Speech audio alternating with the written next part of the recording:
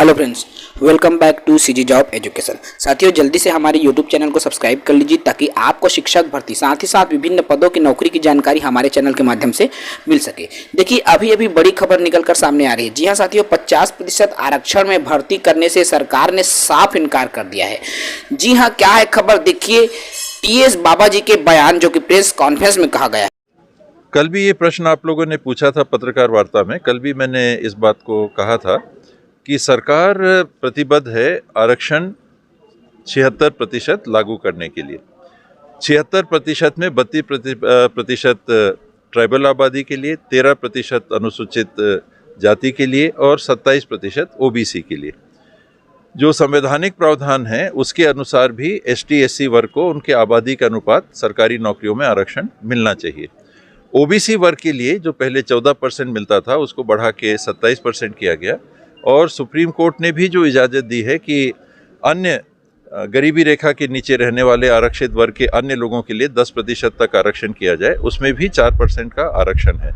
तो सरकार इस बात पे सहमत नहीं है कि जो वर्तमान परिस्थिति है, अगर आप नौकरी देते हैं तो ट्राइबल समाज को केवल 20% नौकरी मिले, इसके लिए सरकार सहमत नहीं है। और ओबीसी को 14% मिलेगा, हालांकि वो 14 है, और एससी समाज को उनकी आबादी जो छत्तीसगढ़ में है उनसे ज़्यादा मिल जाएगा, तो वो भी उस हद तक व्यावहारिक नहीं है। मध्य प्रदेश की आबादी के अनुसार ये नियम बने हुए हैं। मध्य प्रदेश से अलग होने के बाद छत्तीसगढ़ में रमन सिंह जी की सरकार ने जो नियम बनाए थे उनको हाई कोर्ट ने फैसले से रद्द कर दिया है। ये कारण है कि सरकार 20% ट्राइबल को नौकरी में आरक्षण देके भर्ती करने पे सहमत नहीं है।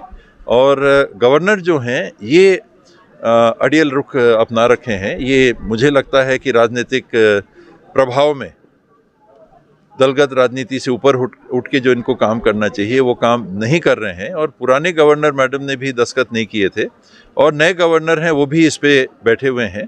ये अपने संवैधानिक अधिकारों का दुरुपयोग कर रहे हैं। उसमें कहीं भी संविधान की उस धारा में, शायद कल 200 का उल्लेख आप लोगों ने किया था, ये नहीं लिखा है कि गवर्नर अनिश्चितकालीन कर सकते हैं, बल्कि ये लिखा है कि दोबारा अगर गवर्नर हाउस को इनकार करके भेजते हैं और हाउस वहाँ से फिर से उसको पास करके गवर्नर के पास भेजता है तो 2 महीने के अंदर गवर्नर उस निर्णय को लेने के लिए बाध्य हैं। जब 2 महीने की सीमा है तो संविधान की मंशा ये है कि गवर्नर सर्वोपरि नहीं है, जनता के द्वारा चुने गए लोग वो सर्वोपरि हैं और उनका फैसला कानून बनाने के लिए जो विधानसभा या लोकसभा या राज्यसभा में पारित होता है, गवर्नर या प्रेसिडेंट उसको बाधित नहीं कर सकते, उसमें वीटो नहीं लगा सकते। कहीं वीटो का प्रावधान नहीं है। आज क्योंकि समय सीमा पहली बार जब बिल आता है उसमें नहीं लिखी है, तो गवर्नर उस बात का जो उल्लेख नहीं किया गया है उसका लाभ लेके एक, मुझे लगता है कि ये राजनीतिक रुख अख्तियार कर रहे हैं।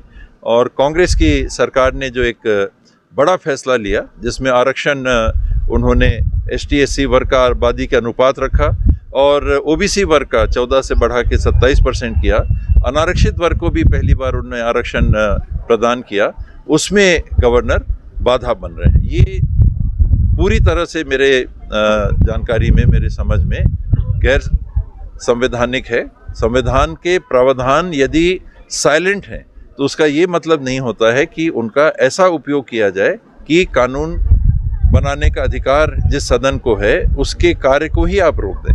आप अनिश्चित काल के लिए बिल पे नहीं बैठ सकते।